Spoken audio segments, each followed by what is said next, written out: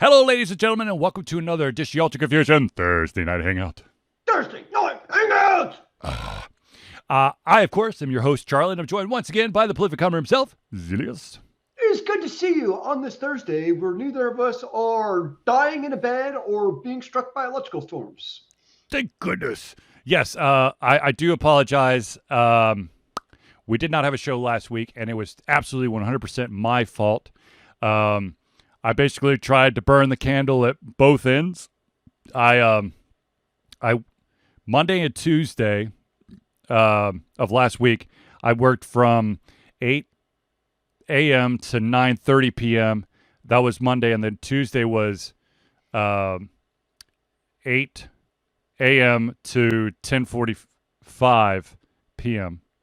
So I was at Wednesday. I was delirious. Apparently, none of my emails made sense. I did work, but and then I was like, then I started getting a migraine, and I was laid down, and then I was like, I need to sleep for like a billion hours. You know what I've never actually seen is a candle being burnt at both ends. Do these candles actually exist with a wick on both sides? Yeah. I need one apparently. I've never had one. Well, you're gonna have to. You're probably gonna have to do it yourself. But then again, I'm sure there's stores. There's stores, or you could just just use a knife and cut a little bit of the bottom, the base off, and just I don't know, use a clamp to hold it in the middle. But that's still gonna be awkward to hold or clamp and collect the wax in a proper location. So it's a race to the middle, falling into my food. That's true. All right, so ladies and gentlemen, this of course is the Thursday night show. This is a weekly live show where we try our best to cover the topics that are most important to you. If you haven't got a chance to add your topic, your question, etc., have no fear. You just drop them in the chat and we will add them to the show. If by some unfortunate happenstance we do run out of time, we will add that topic to the beginning of the very next show. So without further ado, ladies and gentlemen, let's jump into the news that matters the most to you. All right, ladies and gentlemen, the first thing, and I know that everyone is dying to talk about this. I'm trying to see if there's a release date. I don't. Before I say anything, I want to make sure. Well, no, they don't really have a release date. Anyways, sorry. Warner Brothers is coming out with a new box set called Middle-earth. It's going to contain The Hobbit and the whole Hobbit saga and the whole Lord of the Rings saga. Do you want to take a guess? Oh, sorry. It's October 26th. October 26th is coming out. Take a guess on the date. Do you want to take a guess as to how much it's going to cost and how many Blu-ray discs are in this set? $200. $250. And I'm going to guess 20 disc. 31. That's a whole lot of Hobbit in your life. 31 Blu-ray. That's a whole lot of Hobbits. Now, of course, let's see here. The collector's edition includes 31 Blu-ray discs worth of content, including 4K HDR versions of all 6 films, their theatrical cuts, and their extended editions. Warner Brothers will be releasing this box set October 26th, and it'll run fans $250. See, I consider the extended release the only real release, so in my calculations, I was not even considering the theatrical release.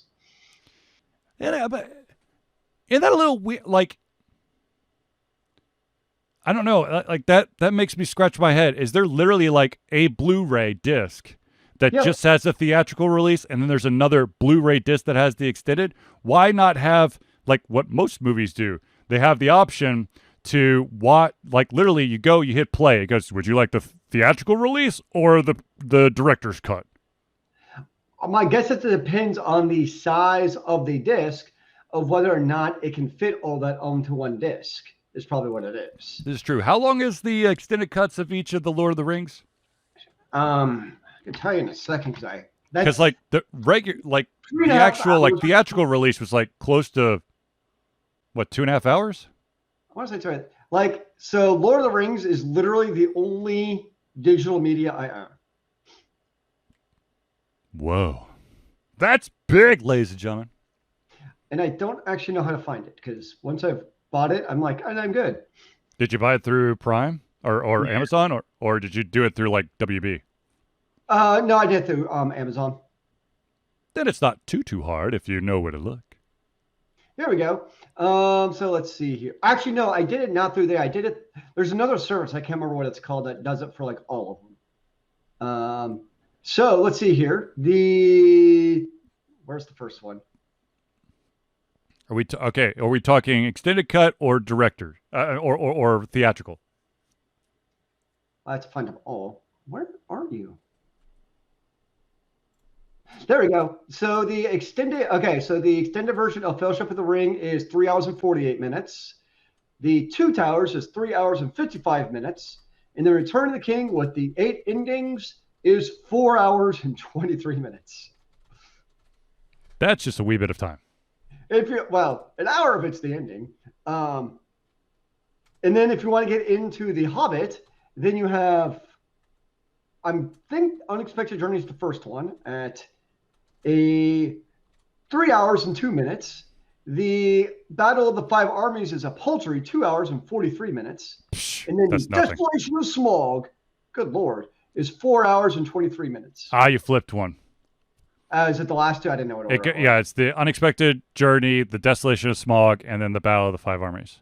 There we go. Of course, unfortunately, the Hobbit trilogy is kind of terrible. Wait. I'm sorry.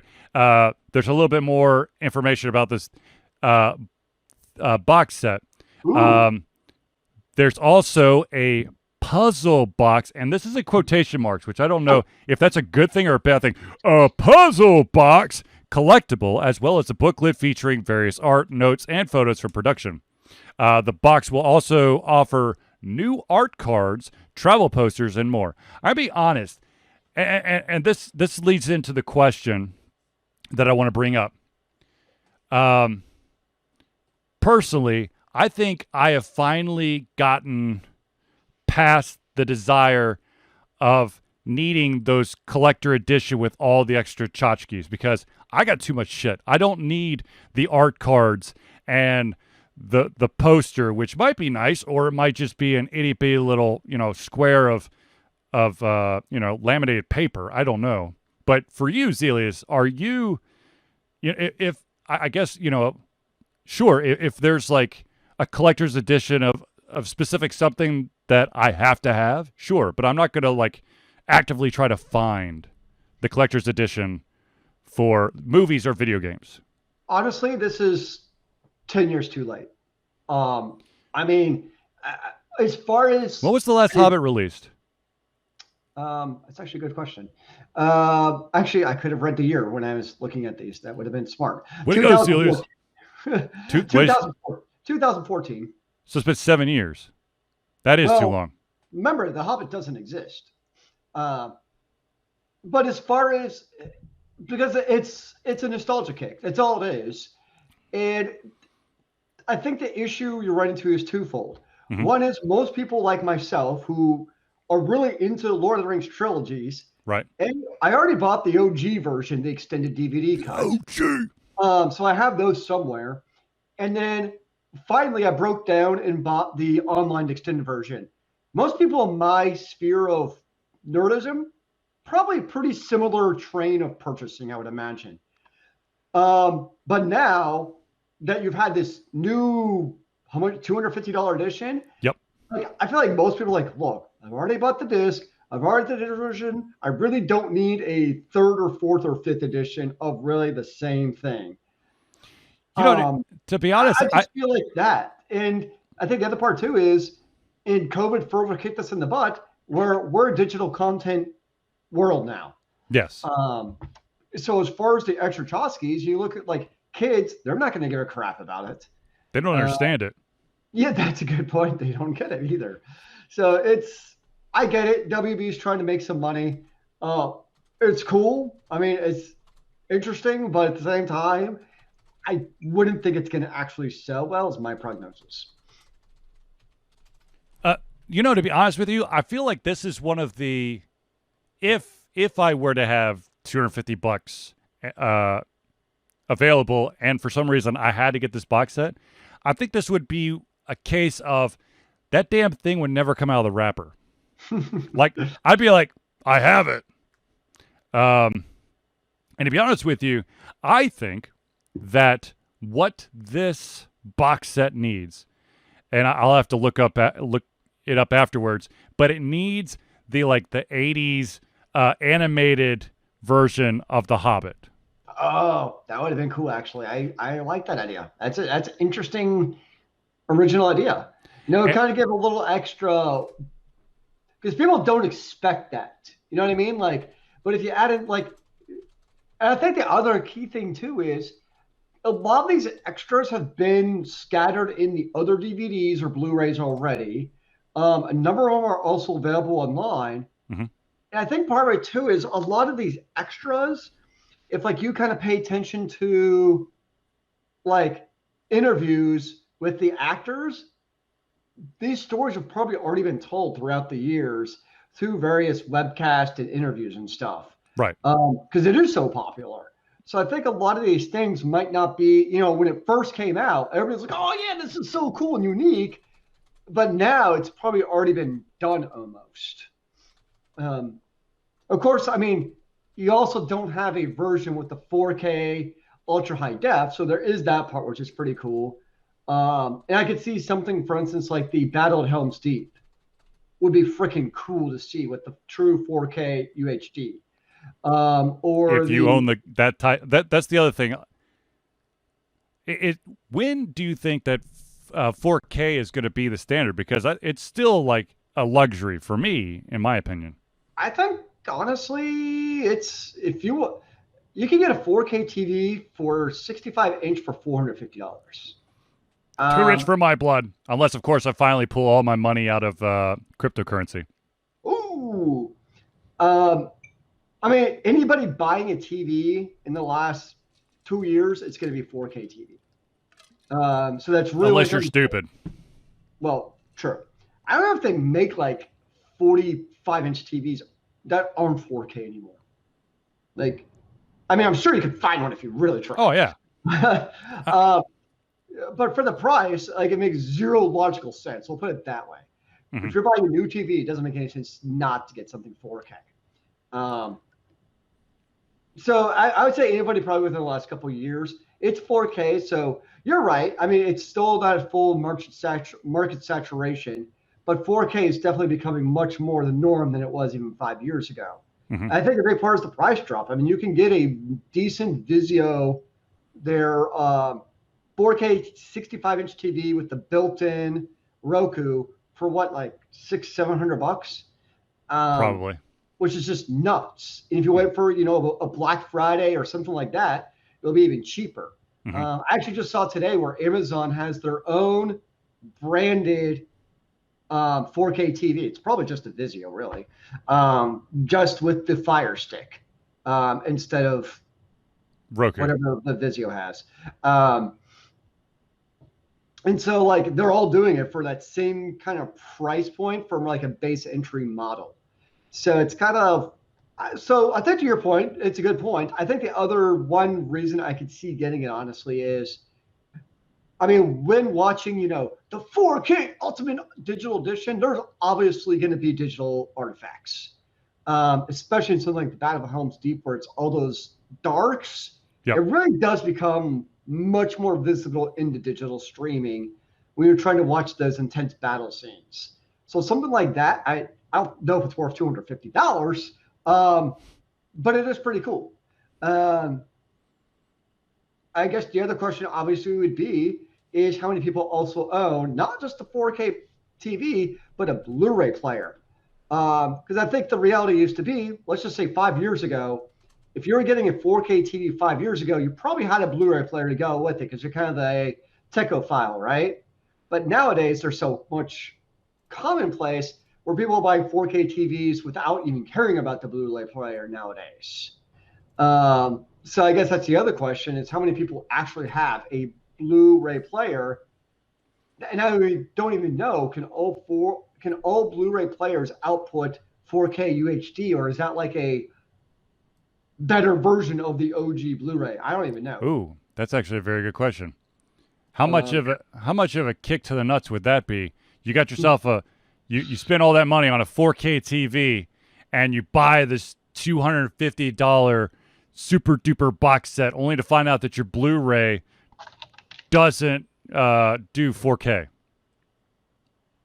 That would hurt a lot. By the way, also, like I said, they should add the animated Hobbit to this collection, in my personal opinion. And they also need the Leonard Nimoy's Bilbo Baggins music video from God knows how long ago. It is the most annoying thing in the world, but it needs to be included. I mean, come on. If you want the full Middle-earth experience. And while we're at it, why don't you just throw in the defunct card game that I have a shit ton of cards for, but was never able to play because I didn't understand the rules. So here's what's interesting, right? Mm-hmm. So like I just pulled up a random DVD player at Amazon, a LG Blu-ray player Yep. for $70. When I'm looking at the tech specs, it's saying full 1080p, not 4K. That does not surprise me. Which Like I makes said, me- I think that 1080p, it's, we're seeing the transition, but it's still the standard.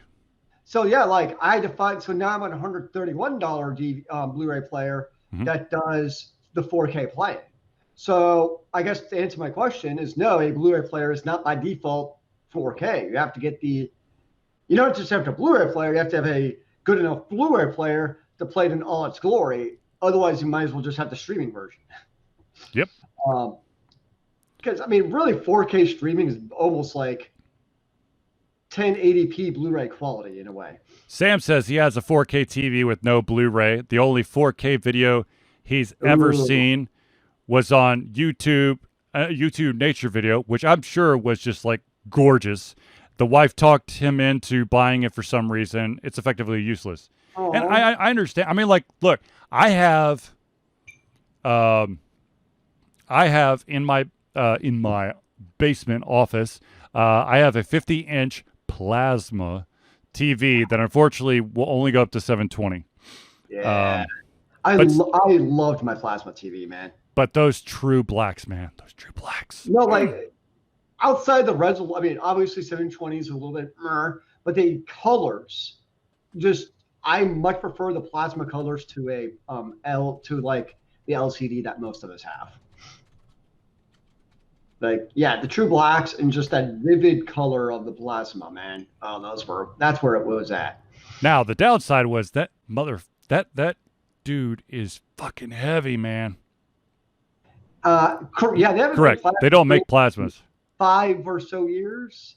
I think it was Panasonic or Samsung. I forget which one was like the last distributor of the plasmas. I remember on mine, it was the audio died or something. I don't remember what it was. Something died on mine. That was sad. Of course, now all the rage is the OLED screens. Yeah, man. You might as well just go all in, man. Get the OLED 4K with 120 hertz. I'm Googling on the side to see if I could find out when it went bye-bye. Yeah, and because the plasmas were heavy, and they also were like lava magnets. They were hot, man. They yeah. Look, man, if my power ever goes out, I've got like a backup battery that my computer sits on just in case. I will unplug that and plug the TV into it, and it is a fucking heater, man. Heat up your house with that. Nice. It looks like the production. It looks like Panasonic was the last one, and they stopped production on 2014. Jeez, yeah.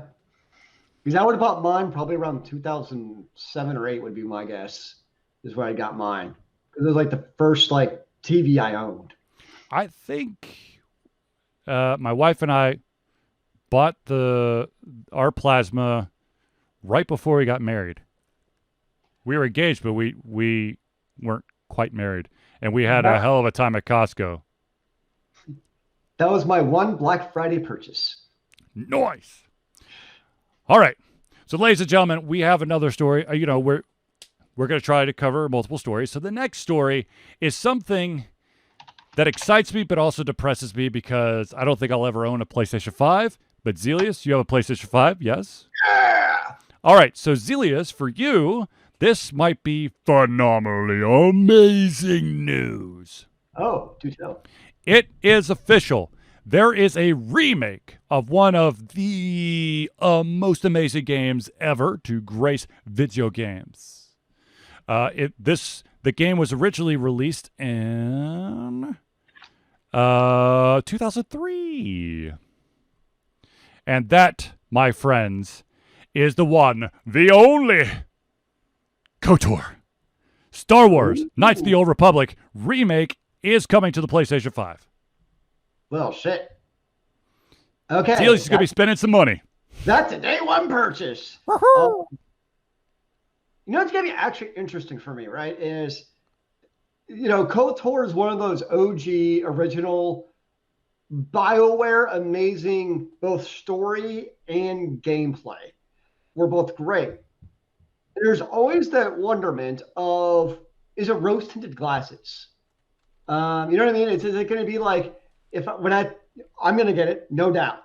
When Right. I get it, is it going to be like, this gameplay or story isn't quite as cool as I remember it? So that's will be interesting to me to kind of see. But yeah, no, it's definitely going to be a day one purchase. I was 100% total evil Sith. I love the Sith because you got, I think it was like the electric choke Sith skill. So like you'd be like Yes. sitting on your electricity, like choke people to death. Oh, it's fantastic.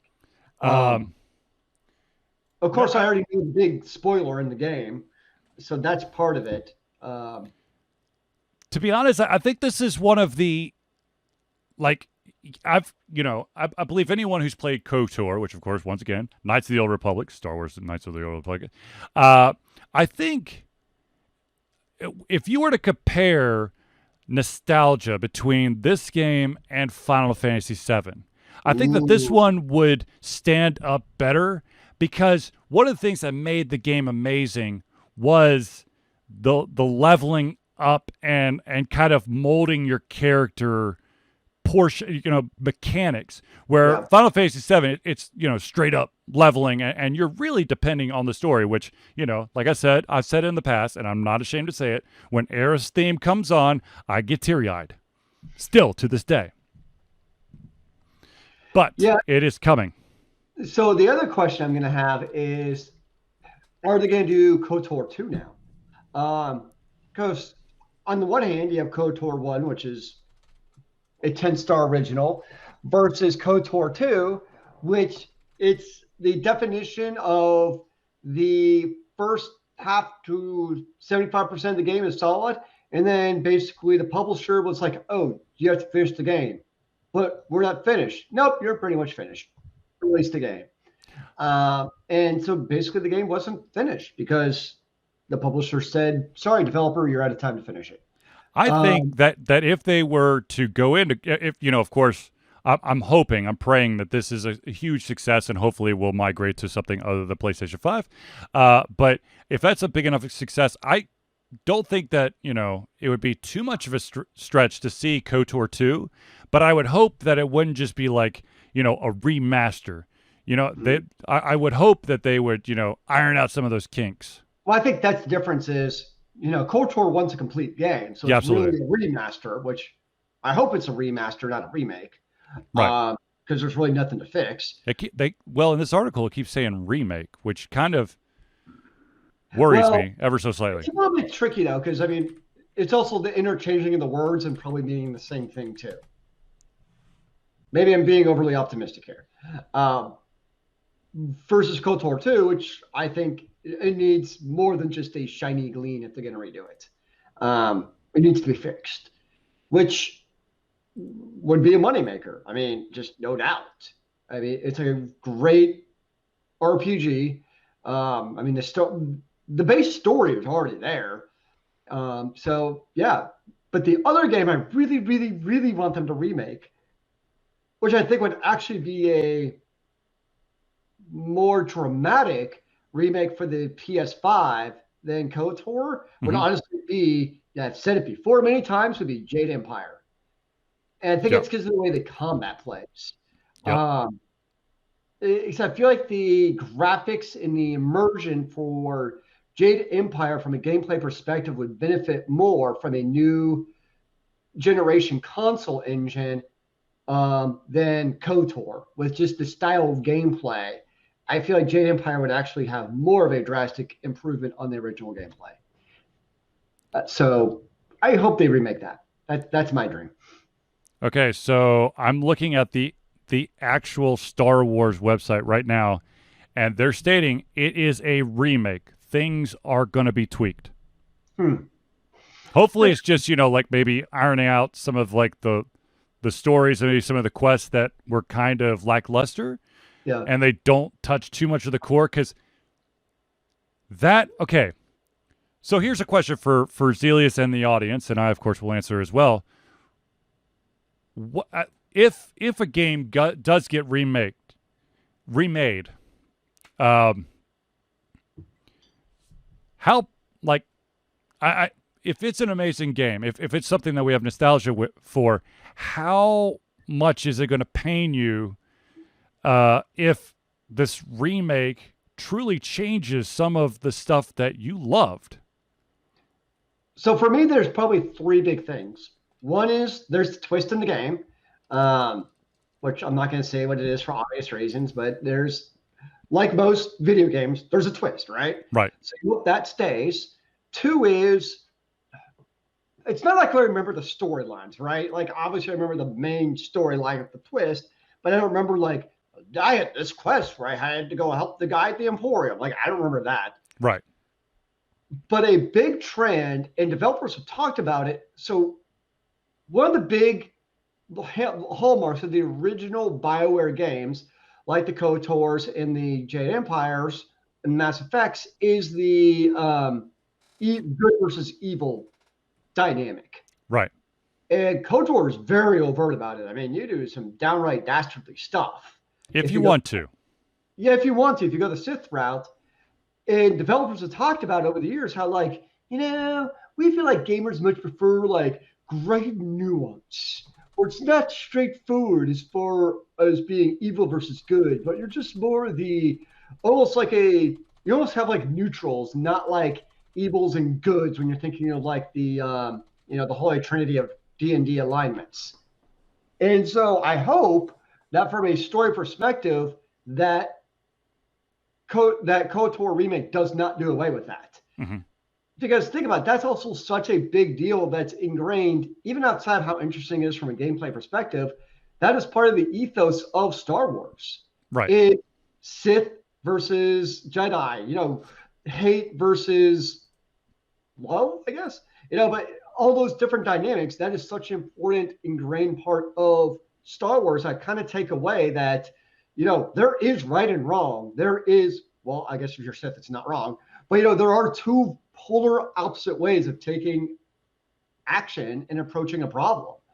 And that is very important to the KOTOR, not just KOTOR, but to the Star Wars universe.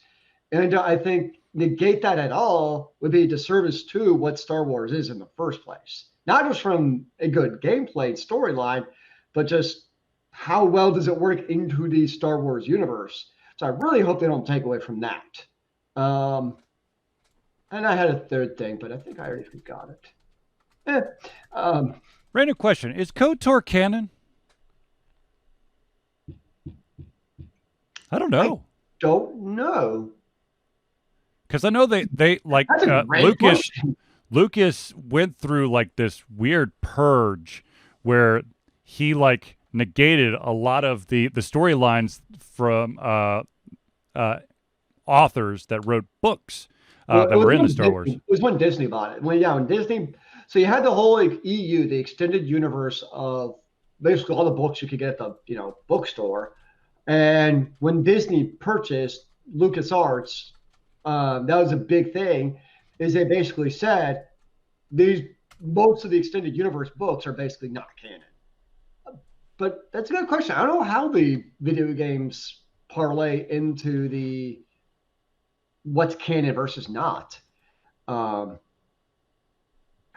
And the things I don't follow Star Wars enough to know in general, like if the characters in the video game are also players, like maybe in the books, or they're characters like in the movies that I just never noticed, or even like all of the cartoons and animes that they have.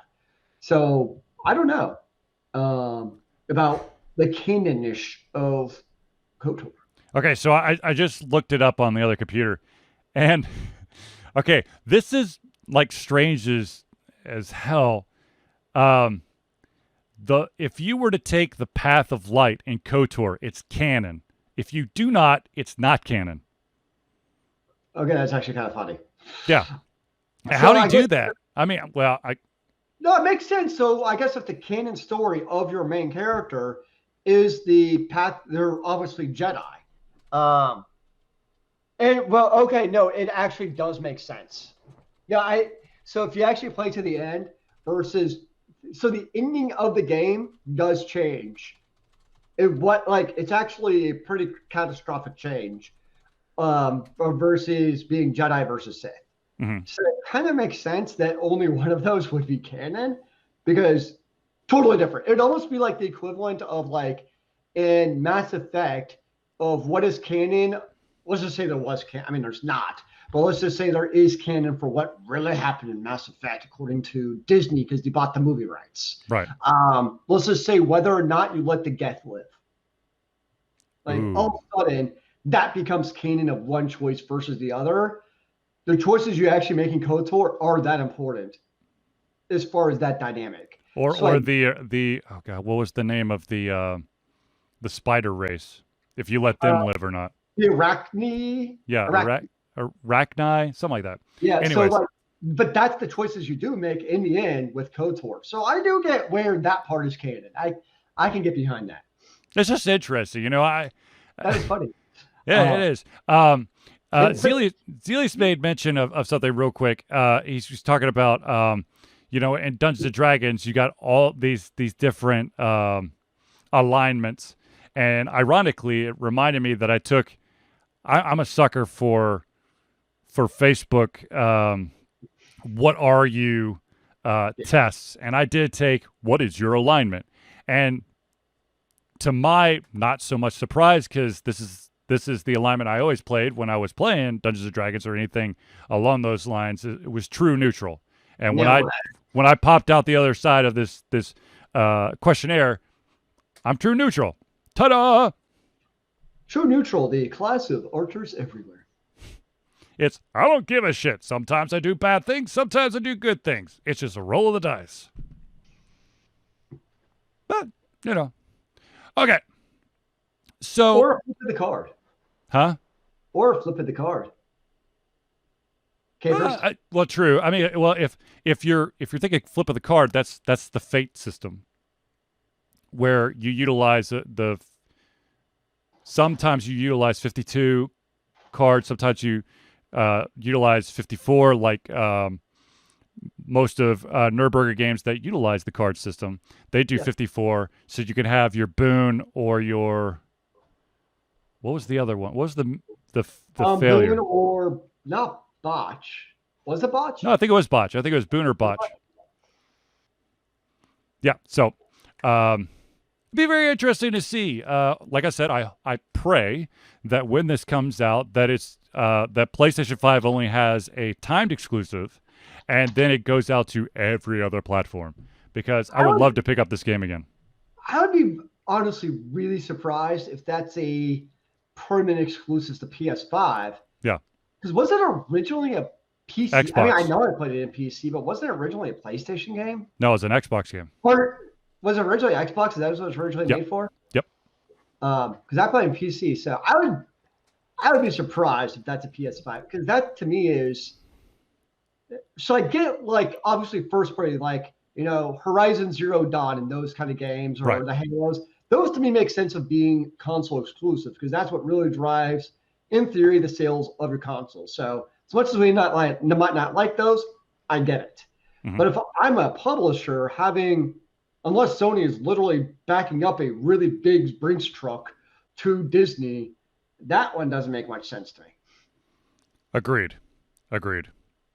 Now, I want to pause and like we do every single week, I want to pause and do friends of the show because these are the individuals that truly help us keep the lights on.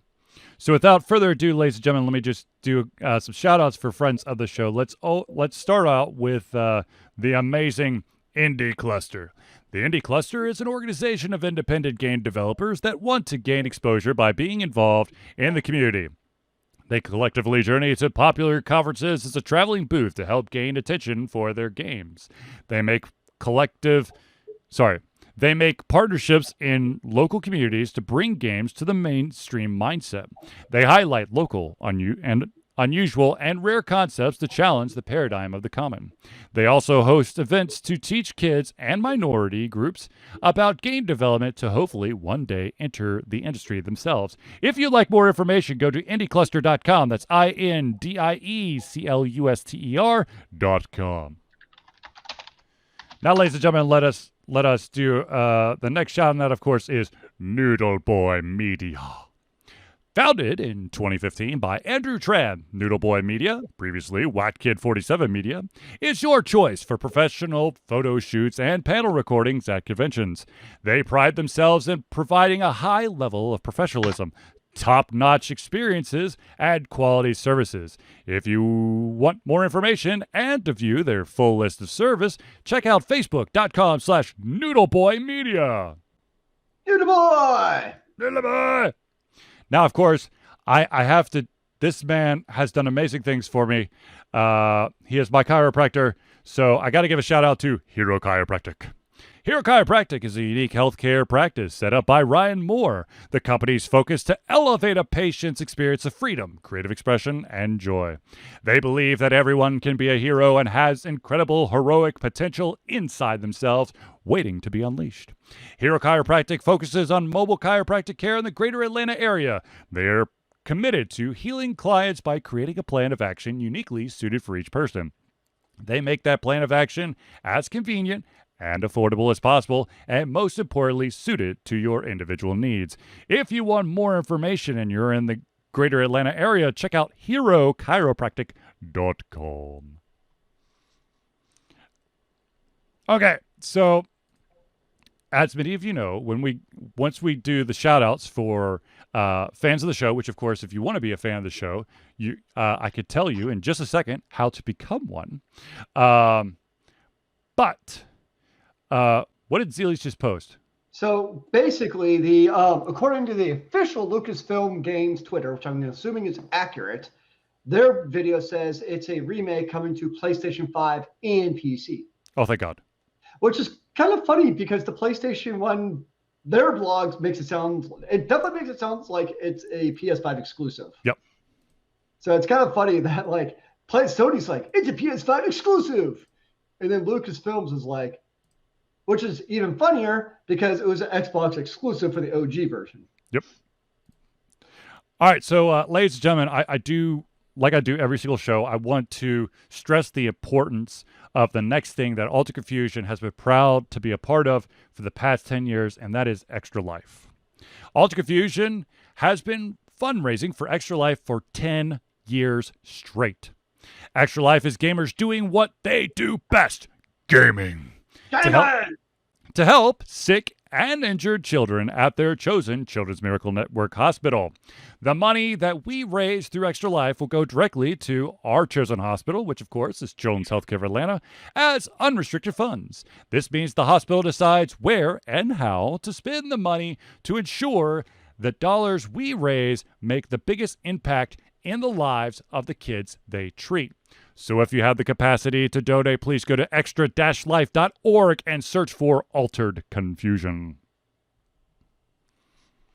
Now, ladies and gentlemen, if you want to, Sam, I know you're a huge fan of the show. I'm not saying that in order to be a fan of the show, you have to support us, although your attendance is amazing support in itself. But ladies and gentlemen, if you want to be added to the Friends of the Show section, or perhaps you want to help basically cushion the behind-the-scenes cost of Alter Confusion, then let me tell you about Altica Fusion's Patreon. Patreon! Altica Fusion survives on the love and support of fans like you. And so, we have a Patreon page. Patreon lets you, the fans, supporters, lovers, haters, monsters, aliens, specters, old gods, and more, to become active participants in the work we love through a monthly membership. What this gives you is access to exclusive content, community, and insight into our creative process. In exchange, we gain a bit more freedom to do our best work and the stability we need to build an even stronger creative career. So, right now, there are 2 different tiers that you could be a part of for Patreon. The first one is $1 a month, and that is $1 a month or $12 a year. And what that will give you is the ability to take part in polls to help shape future content for Altica Fusion, and you also gain early access to our playthroughs. So what happens is I will record an entire playthrough from start to finish, and then I will post it exclusively for our patrons, and they will have access to it for could be quite a while, but y'all have the ability to see it before it's out in the public. Now, there's also a $5 tier, and that is $5 a month or $60 a year. And what that gets you, of course, is the ability to take part in things to help shape Altica Fusion and the early access to playthroughs. But it also will put your name, organization, into our Friends of the Show thank you section for every Thursday night hangout. Because we love you and we want to show the world that you are amazing and that you're supporting us at the higher level. So if you want more information, of course, go to www.patreon.com/alteredconfusion. Now, since our amazing fan, Sam, is in the crowd, I will do the mailing portion of this. Ladies and gentlemen, Altica Fusion survives, of course, on love and support from you. Sometimes it's financial. Sometimes, of course, it's, spreading the good word. But if you, my friends, do not have the capacity to do a financial donation, but you still want to give something to Altica Fusion, maybe you have your own, business. You're an artist, or maybe a fellow reviewer, or you've got your own podcast and you want us to show off some of the stuff that you have to, kind of pump up your brand. What you could do is you can mail it to us at 1551 Dunwoody, that's Dunwoody Village Parkway. Number, and this is super duper important because if you don't put this section there, we will not receive your package. It will only go to the post office or be returned to you within 3 to 5 business days. Number 88276. Super duper important. That's the P.O. Box number. And of course, once again, the city is Dunwoody, Dunwody, Georgia, zip code 30338. 8.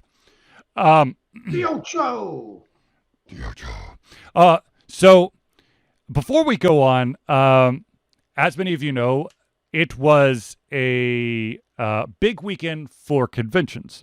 There's 2 humongous conventions that happened over the weekend. One, the local one here in Atlanta, was Dragon Con, and of course the big one in Seattle was PAX Prime. So Zealeus, the question is, did you go to Dragon Con?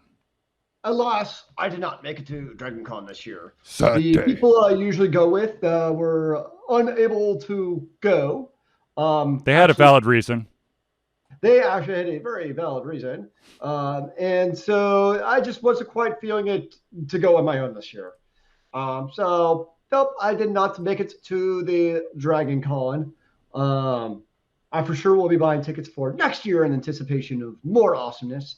But at least for one year, I've I'm going to take a little bit of a gap this year. So hopefully in 2022, we can fully get back into the craziness. Woot. Yes, hopefully everything settles down and you know, we can once again start going to conventions and hanging out with amazing people. Indeed. All right, now back into the stories. This one's interesting, and I'm going to apologize. I do not remember who sent this story to me, but this It was is my cat. it might be Rose. Who knows? But Or, here's something that's really interesting. There is a story coming out of the UK that basically said that legally, what Star Citizen is doing, in some regards, is not is well illegal, and what they're doing, and they've been doing this forever. I mean, this when Star Citizen started. First of all, Star Citizen is a massive multiplayer online flight sim. by Robert Space Industries. Yep. It first appeared on a Kickstarter in 2012, and of course they canceled the Kickstarter and brought their own page because they need funds constantly. They knew that just kickstarting it, they were not going to be able to obtain the funds that they need to make this massive game, which is still in development about 10 years later. So one of the things that this company is notorious or famous for is presenting players with concept ships. And, usually to begin with, they've got all these different price levels. And if you pledge X amount of money, you could get like some cool ships in your hangar. But then they also have the ability to purchase additional ships, of course, to help fund the game. But they have been selling for real money ships, concept ships, which technically are not available. And there is no exact date of availability. So basically, they're selling smoke or mirrors or whatever. And so the UK is going, I can't do that, man. Yeah, it's tricky because you think about it, like that's happened with some video games, right? Where basically I purchased a video game that really didn't come out, basically. But I think the difference, though, with something like Star Citizen is, in my guess, I haven't seen the article, but my guess where they're in trouble is not just happening once, but it's now a pattern. Like this is something that's happened time and time again with Star Citizen, where it's like a product, a digital product. It's like, hey, you have this cool ship, and it's like, where is my $350 ship I just purchased? I think that's probably more so the trouble is not just happening once, but a history of these type of actions. It's promises. That's all it is. Yeah. You're paying real money for promises that may or may not come true. But I would think, though, that would be Star Citizen's argument. It's basically like, well, we still have, like, we made a promise, but we're still trying to make it happen, basically. Look, man, there's been a lot of promises, especially on Kickstarter, where I have yet to see the product. So, yeah. No. So I'm a little bit torn because it's, on one hand, I get it as a consumer, where if I purchase something, I use the word purchase loosely in this situation. Right. Of course, I want to see something, but I also, in a case like this, hopefully by now people kind of know what they're looking at with Star Citizen. I still have no idea. Like I said, it first popped up on Kickstarter in 2012. The original release date was 2014, and then it got pushed to 2016, and so we're in 2021 right now, right? Yep, 2021, and it's still in alpha. So supposedly, according to some websites I was just quickly perusing, it's made, crowd surfed over $350 million. Yep. It's interesting because you would almost think, like, after the initial kind of fear over, like, what the hell is this game? Is it real? Like it's almost vaporware. That people would have been like almost stopped crowdfunding the game. But if anything, the amount of money they're actually bringing in has only gone up since 2012. They're saying like 2020 is their most crowdfunded year yet. So if anything, it somehow continues to keep up its steam. It's not like losing crowds; it's actually gaining them somehow.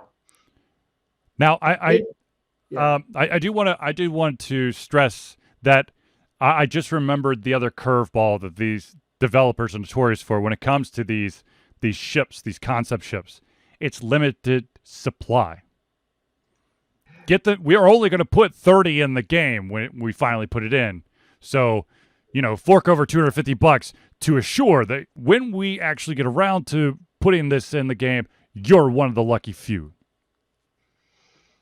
And if you think about it, if you're a developer and you have, it's somewhere on your roadmap to put in this this ship that's only going to affect 30 people, let's be honest, that's way low in the shit tier as far as things you're going to implement. Because naturally, you're going to implement things that affect a wide variety of people first, and then filter it down to things that affect a small minority. So that's kind of the other gotcha game you play because, you think about it, if like this is a game you're into, and you say, like, oh, I get this exclusive ship that nobody else is going to have. It's pretty cool. But the reality is with a game like Star Citizen that has 18 bajillion features, some things are going to take a while to get there. I do also want to point out that, and I've said this on the show many times, I actually bought into Star Citizen back in 2012, and I put down $125, and I totally forgot for like years. And then I'm like, I wonder, did I actually? Because I remember I put money down for the Kickstarter, but I couldn't remember if I actually put the money that basically got, they never charged me because the Kickstarter never ended. But did I make that pledge over there? And I did. This game, like I said, it started in 2012. The funding and, of course, the creation and development. My computer cannot play it. No, it is actually pretty cool. I was just looking. They do have a pretty that you may actually find interesting. They actually have a very detailed progress tracker as far as it's not saying what the money is going towards specifically, but as far as the roadmap, I mean, you can peruse through here and see all of the different things. You can drill down into the weapon feature team, and I can see that they have whatever this incendiary ammunition, and I can see, how long it took and exactly what it is. So that's actually kind of cool. It is, but at the same time, I'm going to be totally honest. It's absolute bullshit. They're basically they're trying to basically drown you with statistics, with a fancy graph and like a lot of information. Well, it looks like a lot of information, but it's actually not when it comes to actually development. Where it's like, okay, mission feature team. In the past 2 quarters, they've had 19 deliverables. For me, 19 deliverables could be anything. It could be a hell of a piece of the game, or it could be what did I just say? Mission feature team. They might have, after 19 tries, they might have actually now fixed the ability to have a party of 3. I mean, it could be something that simplistic. After they actually tell you what those deliverables are. So, so for instance, like under the vehicle team, they'll tell you there's 22 deliverables, and under those, you can see the first one is the bug fixing and tech department. And within there, it'll tell you exactly what is inside of there, which, to your point, is still a bunch of fluff. But it gets, I'll put it this way, it gives more detail than a whole lot of other video games out there give you as far as what True. Well, at this point, they have to. They have to. I mean, it's been in development since 2012. They've got to have something. Yeah. But it's almost kind of funny because, we give, rightfully so, Star Citizen a lot of grief. But think about how many games. I mean, in a way, Star Citizen was before its time in terms of this perpetual cycle of games always being in development. Yeah. Like the game I've been playing quite a bit most recently is a game called Last Epoch. It's a action RPG, just like Diablo or Path of Exile. It's all of those. Yeah. But it's constantly in development. And like every week or two, there's a new patch and boom, patch notes with what they did. So it's playable, but it still have like entire class trees are missing in the game. There's no multiplayer that they've been promising forever. So there's still very prominent features that are not there in the game, where basically I put down a 20 or 30 deposit on basically a promise for future goods, for the definition of an early access game. And that's the risk you run. Yeah, and I've it's been money well spent. I've enjoyed it. Right. But that's like not an uncommon trend that we see for video games, particularly on the PC, where it's this whole onslaught of early development games all the time. Right. It's kind of funny because you think it's like, because a lot of these are indie publishers who are putting out advertise them at least as being early access. But then you have AAA titles that come out as gold, but are buggy as hell, and probably should not have been released. What was that Batman game? Batman Arkham Asylum. Was it the PlayStation version that literally if you got in the Batmobile, your game was screwed? I do remember that bug. I don't remember what platform it was on. And then, of course, you have, what was it? Assassin's Creed Unity was a buggy horror fest. Where the texture or the text, not the texture maps, the actual construction of the characters had like vertices that were inverted, so literally it would just be eyes, nostril holes, and like a mouth, because the rest of it was invisible. Or you would have missions where the camera would be stuck to your boot, so you couldn't actually see anything. But then you have some games which I would kind of consider in between. So, for instance, I would say a good example of that would be like Phantasy Star Online 2 New Genesis, where it's basically PSO2, like in a MMO open world type of world, where it's I use the term loosely here, fully implemented, not considered early access, but yet it's the very definition of gaming as a service, where it's going to be continually ongoing content added to the game. So even though it's not called early access, really, what's the difference between PSO2 New Genesis and Star Citizen, where it's constantly released content to really eventually, if ever, get the full version of that game? It's really, what do you call the game? Or call the current release date, I guess is maybe another way of putting it. Touche. I mean, I could make the argument of, well, at least PSO2, I'd actually be able to play. I would be able to tinker around with the settings, and it would be stable enough for the game not to randomly crash, which Star Citizen still does. Sure. Almost 10 years later. But I mean, I understand. But for me personally, when it comes to MMOs and then they release a sequel, I understand that, but I always am fearful that you're going to fracture the shit out of your fan base and also your server populations.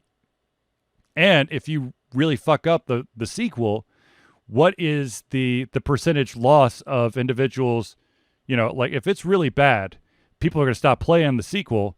What percentage of those people will go back to the original, and what percentage will you lose forever? Yeah. And I guess, I don't know what it is, but obviously there's something about Star Citizen that keeps people, I don't know if they're playing the game, because I don't know if the game's playable. But obviously, people continue to pump money into the game via crowdfunding. Whatever the status is. So I don't know if they're doing something right, or if it's just the best damn scheme. Yeah, thank you. Like, because it's not a pyramid scheme; it's just a scheme. It's a Ponzi scheme. Ponzi scheme. There we go. Now I was thinking, what is it like when people come to you to sell Cutco knives? I mean, It's like one of those almost. my mom has Cutco knives, man. I had a buddy who was a Cutco knife salesman and actually rose up through the ranks. Nice. But those are the what do you call it? Carpetbaggers. I actually had somebody who came, like, I was a favor to a friend who came to me to do like the pitch of Cutco knives. I'm like, what? I'm gonna straightforward. I probably ain't buying any. They're like, Yep. nah, we'll still do the pitch. And at the end, it's like, do you want to buy any? No. Can I have a list of 5 friends who you think would buy who I can do a pitch to? No. See, Yeah, that's the shit right they there. were not happy. That's the chain letter crap that they try to pull on you. I'll Like, give you a discount if you tell me 4 other people I can harass. yeah, they were much more upset with me over the fact that I would not give them like the names of people to contact, the fact I didn't buy anything. You should have said the President of the United States of America and your local congressman. Ooh, now we're on to something. Yes. So there's 2 more stories, and hopefully we can cover them.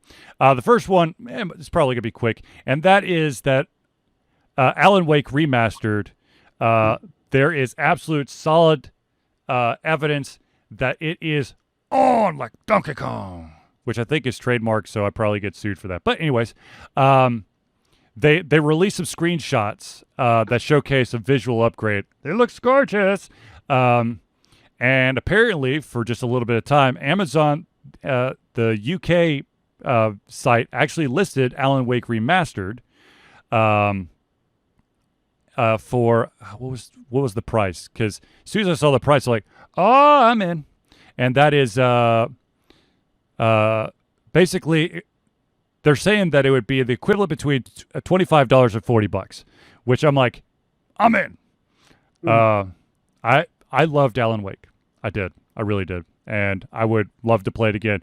That is another game that is very nostalgic to me. I wonder how well it will hold up because the original Alan Wake, of course, was released in, I think it was 2012. Yeah, 2010. So, yeah, I never played it, so. It's good. It's good. You know me. I'm a horror game player. You know, I go through like phases where I have to play that spooky horror game, which, by the way, I've been playing and reading a lot of graphic novels centered around Lovecraftian stuff. So that's why I put the Elder God bit in the patrons. Because yeah, so I am super thrilled to see what will happen with the Alan Wake remaster. Now, let's talk about something that any streamer has become abundantly aware of and is constantly scared. Oh? And that, of course, is getting a DMCA strike for either having music that's copyrighted or sound effects that are copyrighted and, you know, basically getting spanked because you either inadvertently did it.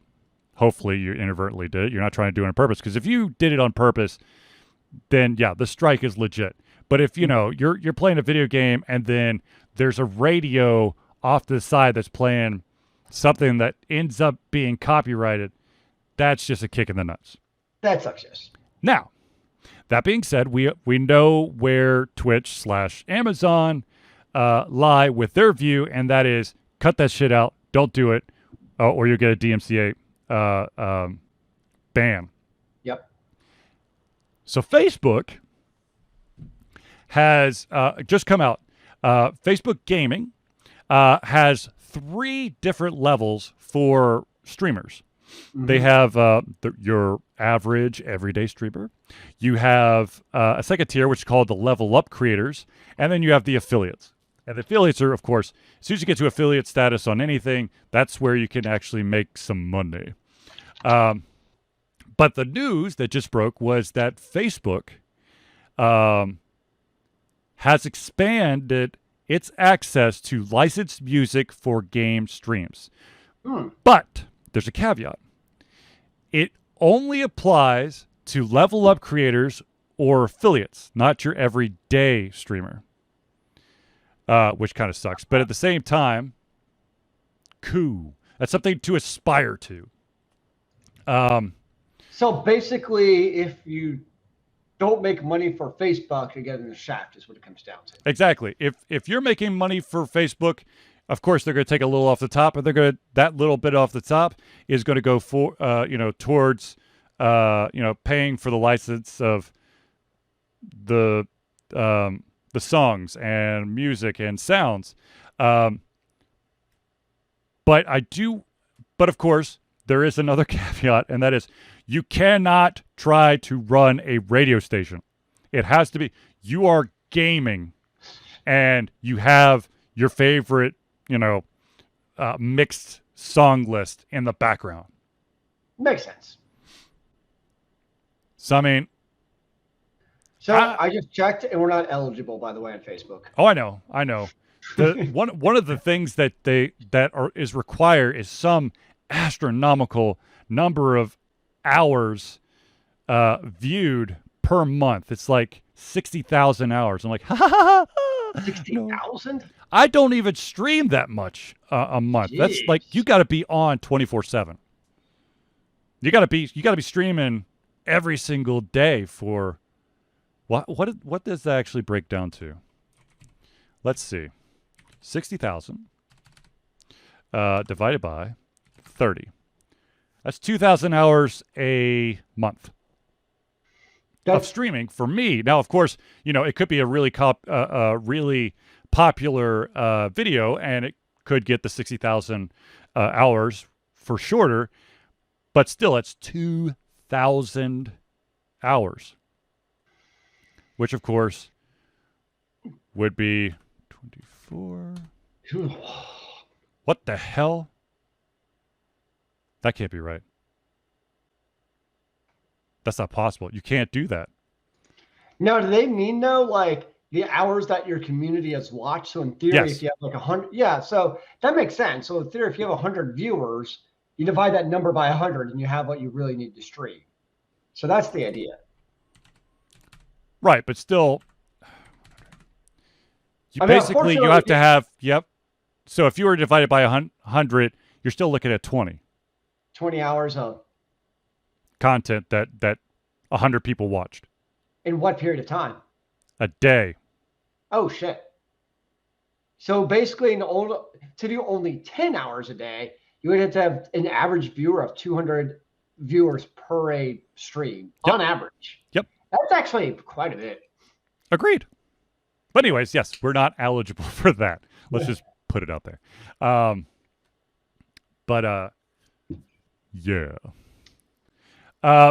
Because I mean, my assumption is part of the whatever deal it is with the record industry is that's basically Mark Zuckerberg's magic formula for Facebook to break even based on whatever Facebook is paying to the RIAA to have this, so just not count as DMCA strikes. True. That's probably what it comes down to. So it's all about the Benjamins. But of course. All right. So, real quick, I want to do some recommendations here. First of all, if you are into graphic novels, you have to read Gideon Falls. Amazing. And also Transmetropolitan. It's not for everyone, but I thoroughly enjoyed those two. I'm actually really interested to see what most people's opinions of the Disney Plus special Marvel What If. They did some weird ass shit. It's basically like, what if instead of Chris Pratt's character being Star-Lord, what happens if it's T'Challa? Oh yeah, I've heard it's interesting. It is interesting, but some of them I'm like, I don't know. But what's really cool is that they actually got a lot of the voices for the characters, because it's all animated. A lot of the voices for the characters, the actual actors that play them on the big screen. Yes. I actually do want to see the new Marvel movie, Legend of the Ten Rings. I've heard it's good. Yes, I want to see that one. I also want to see the Doctor Strange multiverse one. Whenever Spider-Man 2 Into the Multiverse 2 comes out, I'm all over that as well. Just all the Marvel movies, man. Look, man, I grew up on Spider-Man, and it really it hurt me deep during the Tobey Maguire era because I was Mm. excited that Spider-Man was, on the big screen, but at the same time, like, this is not the Spider-Man that I want. Of course, my biggest qualm with with the vast majority of superhero movies from in the past, now of course the MCU has done a hell of a better job, is usually these badass villains that, if you were to read the comics, can never truly, get stopped. Mm-hmm. Usually die at the end of the movie, and you're like, what the shit? Like Doc Ock, of course, him having, like, okay, spoiler alert, which I think it's way out of spoilers, but he dies at the end of the Spider-Man with Tobey Maguire. He sinks his creation into the sea to save everyone. So he had, like, an epiphany, an awakening, but he died. And I'm like, what the hell, dude? He's been in like hundreds of issues of Spider-Man. He's been, basically dogging this dude. And within, what was it, an hour and 23 minutes, he goes from becoming Doc Ock to going, you know what? I'm a terrible person. I'm going to die to save the world. But have you seen the trailer for the new Spider-Man movie? Yes. I don't think it's a spoiler then to say that, does he die? It's a total reboot. Though I do like the fact that but it's the same enemy. Like, it's the same right, it's the person. same actor, which is kind of cool. I'm not gonna lie. That's really awesome. fucking awesome. But Yes. it is a reboot, and I do find it humorous. Someone posted a meme of Aunt May through, like, all of the movies, and every single reboot, Aunt May gets younger and younger and younger. Was it Benjamin Button who does that? Yes. What? Yeah. He starts as an old man and then So regress or goes backwards. it's secretly Marvel's version. They weren't telling us. Yep. Aunt May is really Benjamin Button. Rocky. I'll be totally honest with you. I think I only watched the first two Rockies. Rocky's wife got smart. Come on, Sam. I can't say that. Oh. I'm going to get in trouble. But anyways. Yeah. Damn, I feel like there was another shout out I want to do. I'm currently playing two games. I am the next playthrough is a game called The Median, which is really effed up.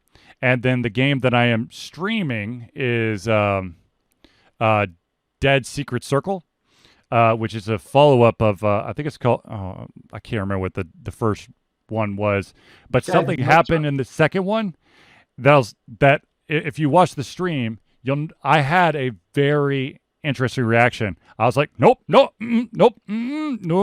doing this shit again. Because there's a main antagonist in the first one that should be gone. Spoiler alert. I mean, it's. I think the game's been out for a while, but anyways, it basically it's either a hallucination or it's back for real. What is it? I don't understand. I don't know. So there you go. It's a spoiler, maybe. I don't know. It could be or could not be. I don't know. We may never know. The world may never know. And of course, I know Zealeus loves RNG games, which of course is random number generator games. So I have yet another game for Zealeus to check out. That is definitely an RNG game, and that of course is called Card Thief. That sounds like the very definition of exactly what I love.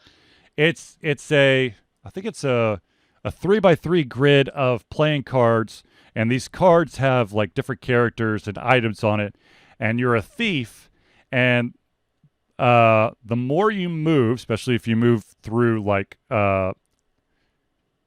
cards that have light on them, your stealth number goes down. Of course, once you hit 0 or below, they capture you. Game over. No, not the game over. Game over. So, anyways, check it out. I know Zealeus is dying to play it. I already started playing it right now. Shazam! All right, so, ladies and gentlemen, we have reached the end of our show. Now, before I sign off, I do want to say just a couple things real quick. Once again, if you have the ability to do so, please donate to Extra Life. It doesn't have to be Alter Confusion's Extra Life. If you have a friend who's doing it, please donate to Extra Life. If you want to be a part of it, go to extra-life.org where you can get all the information. There's still plenty of time to join in and help raise money for the Children's Miracle Network. Children's Hospital. Dang it. Children's Miracle. Hold on. I'm going to get this right. It's one of those places, but I don't know which. It is the Children's Miracle Network Hospitals. There I don't know you why I get tripped up on that every single time. Anyways, you'll learn it. and then of course, ladies and gentlemen, COVID is still a fucking thing. So protect yourself. Be careful. There are many, many people who are not vaccinated. There's a lot of youngins who can't get the vaccine. So please be careful. Which, of course, if not a hoax. Huh? You mean it's not a hoax? No, it's not a hoax. And I have to wonder, this is going to be my final thought. I have to wonder, first of all, I wonder if they're actually going to report this, but I want to know how many new COVID cases have occurred after college football opening weekend. Because the University of Michigan has a stadium that houses 110,000 people, and it was sold out. And when they panned the crowd, there might have been 20 in total with masks. Ain't nothing going to stop us from American sports, sir. Yeah. All right. So, ladies and gentlemen, without further ado, I want to thank everyone for tuning in to the Alter Confusion Thursday Night Hangout. For myself, Charlie, and Zealeus, it's been a pleasure giving you everything on our heads, our mouths, and of course, our hearts. We'll be back next Thursday for another Alter Confusion Thursday Night Hangout. Remember, kids, keep on gaming in the free world. Amen to that, brother.